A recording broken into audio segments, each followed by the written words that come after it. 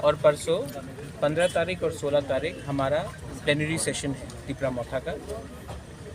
कल और परसों हम लोग पूरे त्रिपुरा से डेलीगेट्स आएंगे और हम लोग बात करेंगे कि अपना कॉन्स्टिट्यूशन, पार्टी का कॉन्स्टिट्यूशन को कैसा ठीक करने के लिए और पार्टी को ज़मीन से ऊपर लाने के लिए कैसा स्ट्रेंथन कर सकते हैं।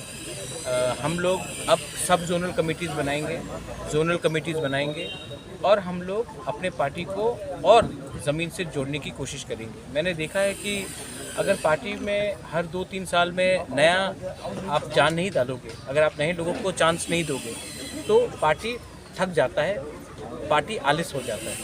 तो पार्टी को अगर एक्टिवेट करना है, पार्टी को अगर जान डालना है, पार्टी में जोश डालना है, यूथ को चांस देना है, महिला को चांस देना है, सीनियर्स को चांस देना है, तो ये अधिवेशन बहुत ज़रूरी था।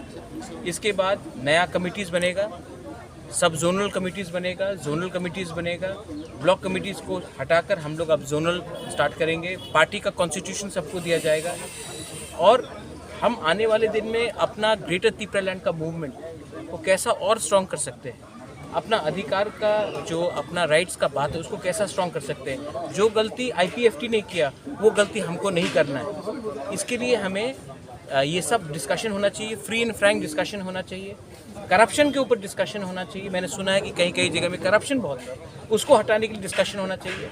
परिवार बनकर डिस्कस करके जो भी गलत चीज़ है पार्टी में उसको बाहर फेंक कर हमें पार्टी को त्रिपुरा के लिए बनाना है। त्रिपुरा मोथा सिर्फ पार्टी नहीं है, त्रिपुरा के लिए बना है, त्रिपुरा मोथा त्रिपुरा के लिए बना है। तो जब तक त्रिपुरा मोथा त्रिपुरा के लिए बात करेगा, त्रिपुरा मोथा जिंदा रहेगा। जिस दिन हमने अपना त्रिपुरा को पीछे छोड़ा और अपने स्वार्थ के बारे में बात किया तो ये मोथा भी नहीं रहेगा। इसी के लिए पार्टी को ये समझाना है, लीडर्स को ये समझाना है कि करप्शन से दूर रहो और कम्युनिटी के साथ रहो। पावर आए या ना आए, कम्युनिटी के साथ वफादारी दिखाओ और आने वाले दिन में ग्रेटर त्रिपुरा लैंड का जो हमारा आंदोलन है उसको हम लोग कैसे और स्ट्रॉन्ग करें कि गवर्नमेंट ऑफ इंडिया के ऊपर प्रेशर डालें। ये हमारा डिस्कशन है। अबूबकर पार्टिसिपेंट के लिए क्या क्या व्यवस्था किया गया है? यहाँ में सबके लिए रहने का, जो दूर से है उनके रहने के लिए खाने का व्यवस्था किया गया है। ऐसा पहले अधिवेशन नहीं हुआ है, कोई भी आंचलिक पार्टी नहीं करता है, सिर्फ नेशनल पार्टी करता है। लेकिन हमने ये सब किया है। यहाँ में उनका रहने का, उनका बाथरूम हो, उनका खाने का, उनका ब्रेकफास्ट हो, उनका डिनर हो, उनका लंच हो, ये सब पूरा व्यवस्था हमने किया है।